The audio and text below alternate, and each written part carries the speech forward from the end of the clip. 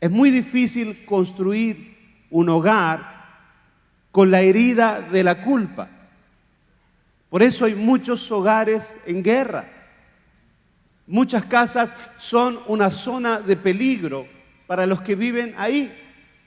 Y una de las razones es que el hombre que debe construir ese hogar está herido. Herido por la culpa, herido por la soledad y los sentimientos de fracaso. El versículo que quiero leer con ustedes en primer libro de Crónicas 28:3, lo vamos a poner en la pantalla también. Está hablando David y David dice: Dios me dijo, tú no edificarás casa a mi nombre, porque eres hombre de guerra y has derramado mucha sangre. Un hombre de guerra no puede edificar una casa de paz. Un hombre de guerra puede conquistar una tierra, pero no puede edificar una casa. Un hombre de guerra no puede construir una casa de paz. Entonces Dios no le permite a David edificar su casa. David es un hombre de guerra, es un peleador, es un hombre, es un soldado que ha batallado y ha conquistado mucha tierra. Pero para edificar una casa, un hombre tiene que volverse un hombre de paz. Un hombre que es capaz de edificar un hijo. Un hombre no puede edificar una casa hasta que aprende cómo edificar un hijo. El domingo pasado vimos que la primera necesidad de todo ser humano es volverse al Padre. El conflicto de todo hombre y mujer está localizado en el conflicto con su padre. Hasta que no sanas la relación con tu padre, no puedes ser un buen hijo. Si nunca has podido ser un buen hijo, nunca podrás ser un buen padre o una buena madre. Por eso volver al Padre o volver a la memoria del Padre a veces es doloroso, pero tienes que sanar la herida. Diga conmigo, es importante sanar la herida. Especialmente porque la única manera en que Dios quiere relacionarse contigo es como hijos y como hijas. En segunda carta de Pablo a los Corintios, capítulo 6, versículo 18, lo leímos la semana pasada, dice: yo seré un padre para ustedes y ustedes serán mis hijos y mis hijas, dice el Señor Todopoderoso. La manera en que Dios quiere relacionarse contigo, la manera en que Dios quiere relacionarse conmigo es como un padre, porque Él te ve a ti y a mí como hijos y como hijas. Por eso hay tantos religiosos, porque no han podido aceptar el amor del Padre y ellos no se sienten hijos. No pueden decir Abba Padre, que significa papá o papito. No pueden, no les sale. Hay gente que tiene trabado en su garganta Abba Padre hace años por causa de una herida abierta que trae hecha en su propia casa por su propio padre. Ahora déjeme un poquito hacer un contexto histórico. Cuando David asume el trono de Israel, la nación está en crisis. Las 12 tribus están divididas y hay un gran caos en todo el país. La moral del pueblo está baja y los ejércitos enemigos han hostigado mucho a la nación de Israel. Y cuando David es coronado rey, los filisteos son la principal amenaza para el pueblo de Israel. Así que David desarrolla un liderazgo muy tremendo, un liderazgo increíble, y David derrota a los enemigos. David derrota a los filisteos. David unifica la nación, unifica las tribus y le da al pueblo una sensación, una atmósfera de seguridad y de confianza. Otra vez la nación, el pueblo de Dios están unidos y están confiados y están seguros. Pero eso no es todo lo que Dios quiere. El propósito de Dios es aún mayor. Su plan es aún más grande. Dios quiere una nación que también aprenda a adorarle y que prospere, además de vencer a los enemigos. Dios quiere una nación que sea cabeza y no cola. Entonces Dios llama a David porque necesitó a David para comenzar el plan, pero ahora Dios va a necesitar al hijo de David para cumplir su propósito. Salomón es llamado por Dios para continuar la obra. Entonces Dios le dice a David, mira, yo voy a empezar contigo, he empezado contigo algo grande, pero no lo voy a poder terminar contigo, así que voy a necesitar a tu hijo. Diga conmigo, Dios va a usar a mis hijos para cosas grandes. Diga conmigo, Dios va a usar a mis hijos para cosas grandes. Los padres comienzan, pero los hijos continúan. Entonces Dios coloca en el corazón de David el deseo de construir un lugar permanente de reunión y de adoración llamado el templo. Israel nunca había tenido templo. Recuérdese, Israel sale de Egipto, fueron esclavos 400 años, caminaron 40 años por el desierto. No tenían templo, tenían una carpa, una tienda donde se reunían para adorar y donde estaba el arca que representaba la presencia de Dios. El arca era un mueble de madera que adentro tenía las tablas de la ley que Dios le dictó a Moisés, tenía la vara de Aarón, otras cosas más. Era un mueble de madera que cuando lo ponía en la presencia de Dios se bajaba ahí. Era un objeto santo. Durante los 40 años por el desierto llevan el arca debajo del tabernáculo. Cuando llegan a la tierra prometida y se organizan, Dios pone en el corazón de David edificar un templo, un lugar de adoración, un lugar para celebrar los sacrificios y los holocaustos. La obra del templo iba a ser algo majestuoso, nunca visto antes, ni nadie se lo había imaginado antes, algo que ningún hombre había hecho. A pesar de que nació la idea en el corazón de ese gran líder llamado David, no iba a ser él el que iba a edificar el templo, sino su hijo Salomón. Entonces hay una escena maravillosa que la acabamos de leer, un versículo de ahí, donde se reúne David, su hijo Salomón, y baja la presencia de Dios, y Dios habla con ellos, con el Padre y con el Hijo. Lo que allí sucede nos va a guiar a entender qué es lo que Dios quiere de nuestra relación con nuestros hijos. También qué es lo que Dios quiere en relación de esos hijos hacia sus propios padres. Porque para edificar un hogar, primero tienes que aprender a edificar un hijo. ¿Cuántos dicen amén? Aleluya. Así que hay un padre con un propósito y hay un Dios con un plan. Diga conmigo, un padre con un propósito y un Dios con un plan. A ver, dígamelo otra vez. Un padre con un propósito y un Dios con un plan. Amén. Vamos a leer entonces en el mismo capítulo 28 de Primero de Crónicas, el versículo 2. David dice, yo tenía el propósito de edificar una casa. A ver, poneme Jesús, primer libro de Crónicas 28, 2. Yo tenía el propósito de edificar una casa. El problema de muchos padres es que no han sanado las heridas con sus padres.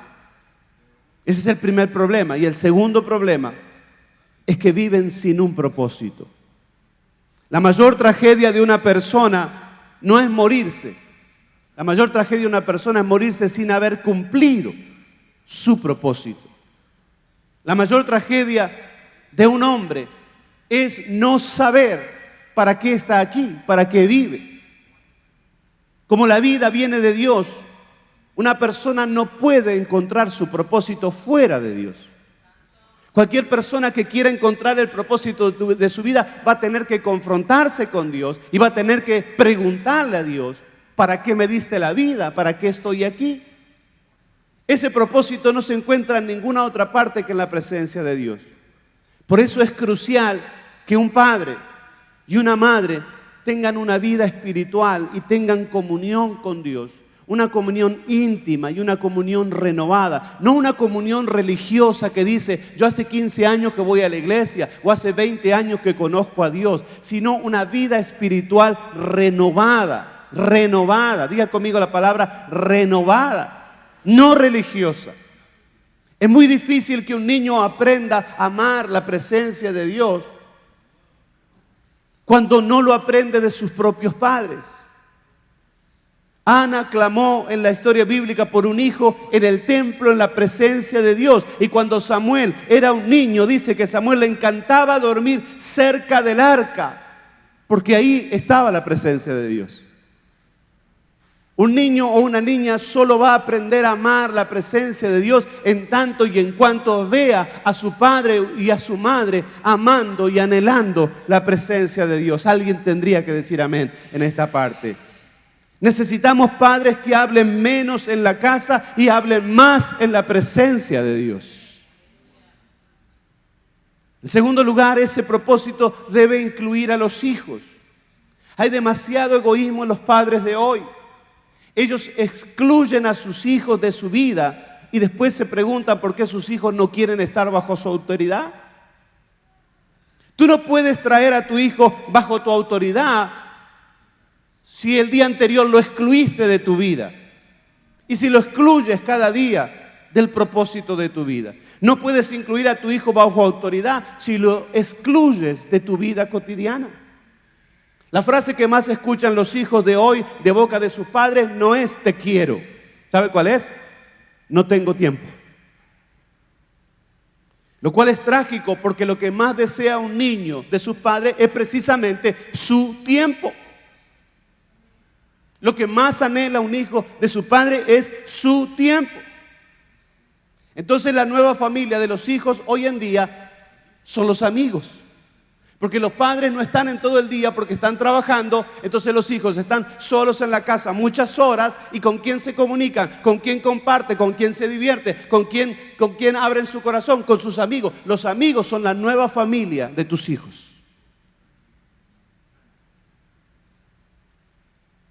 Muchas veces los padres trabajamos duro para darle a los hijos cosas. Pero lo que más necesita tu hijo no son cosas, es tu tiempo y a ti. Pero darte a ti mismo, a tu hijo, cuesta. Porque siempre tienes algo para hacer, ¿sí o no? Siempre hay algo para hacer en la casa. Siempre hay algo, una hora más para trabajar. Siempre hay un overtime. Siempre hay otro trabajo. Siempre hay una actividad. Siempre hay un perro que sacar a pasear. No tengo tiempo. Hay gente que le da más tiempo al perro que al hijo. Pero eso no aquí. En esta iglesia no pasa eso. Eso en otros lugares. David está incluyendo a su hijo en su propósito. No hay cosa que a mí me alentara más que mi padre me incluyera en sus proyectos. Eso me animaba, me encantaba. Mi padre siempre trataba de incluirme en sus viajes, en la iglesia. Cosas pequeñas como yo tenía 5 o 6 años, mi padre me enseñó a limpiar los bancos de la iglesia. En aquella época las iglesias tenían unos bancos largos de madera. Mi padre me dio un pequeño trapo, una franela y me dijo, mira, tienes que hacer así, pasarle por aquí, después por allá. Y entonces toda la semana, varios días a la semana, era el que limpiaba los bancos de la iglesia. Él me incluía en su ministerio. A veces viajaba 7 horas en un tren para ir a un pueblo a plantar una iglesia y ahí me llevaba. Yo no hacía nada, yo era un niño. Pero yo me sentía Billy Graham, Luis Palau y Gigi Ávila, todos juntos, y Benny Hinn, al lado de mi padre. Porque yo decía, por algo me trae. Yo no sé cantar, no sé predicar, pero si Él me trae, es que soy alguien importante. Entonces, eso es tan clave que un padre aprenda a incluir a su hijo en su vida, en el propósito de su vida. Cuando fui grande y aprendí, mi padre, cuando me pedía que predicara por él en la iglesia, para mí era la gloria. Era como que me hubieran dado el premio Nobel, imagínense, porque yo empecé de abajo, empecé limpiando los bancos de la iglesia. Así que cuando él me pedía que predicara en su lugar, era lo máximo que podía existir para mí en ese momento. No te estoy diciendo obligar a tus hijos a que sean una copia de ti, o que tus hijos hagan lo que tú no pudiste hacer. Si tú fuiste un jugador de fútbol frustrado, ahora los llevas a jugar al fútbol. O si tú querías aprender a tocar el piano y no pudiste, ahora quieres que él toque. No estoy hablando de eso, sino estoy diciendo que es necesario incluir a tus hijos en tu vida para que te vean y para que aprendan. Pero sobre todo para saber que ellos cuentan para ti. Que ellos cuentan para ti. Que tu hijo no es una molestia, que no es una carga, que es alguien a quien tú aprecias y valoras. Recuerda, reglas sin relación conducen a la rebelión. Hay padres que son muy buenos para poner reglas, pero no son tan buenos para crear una relación con sus hijos y con sus hijas. Reglas sin relación conducen a la rebelión. Una necesidad de todo hijo es ser valorado y amado únicamente. O sea, sin competencia. El hijo quiere que papá me ame a mí y yo no tenga que estar compitiendo por el amor de él, porque papá ama tanto su trabajo, ama tanto su perro, ama tanto su carro, ama tanto su vida, ama tanto sus cosas, que muchas veces los hijos sienten que no pueden ganar, que perdieron el partido, porque para mi papá y mi mamá hay cosas muchísimo más importantes que yo. Y eso es trágico para un hijo.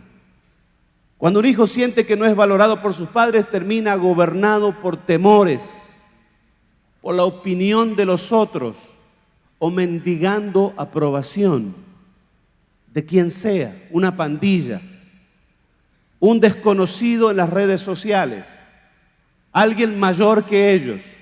Los hijos van a buscar que alguien los atienda, que alguien los valore, que alguien los aprecie, no importa quién sea ni dónde sea. Una hija que no es abrazada y no es mimada y no es amada en la casa, va a buscar que alguien la ame donde sea y como sea. Un hijo que no es valorado por un padre en la casa se va a meter en una pandilla, si es necesario, donde lo tengan en cuenta, donde lo aprecien y lo valoren, aunque sea algo malo. Entonces Dios interviene en el propósito de David y Dios le presenta su plan. Entonces, primer libro de Crónicas 28:3, Jesús, atento, vamos al versículo 3. Dios le dice, tú no edificarás casa a mi nombre porque eres hombre de guerra y has derramado mucha sangre. Dios no quiere una casa de paz construida por un hombre de guerra.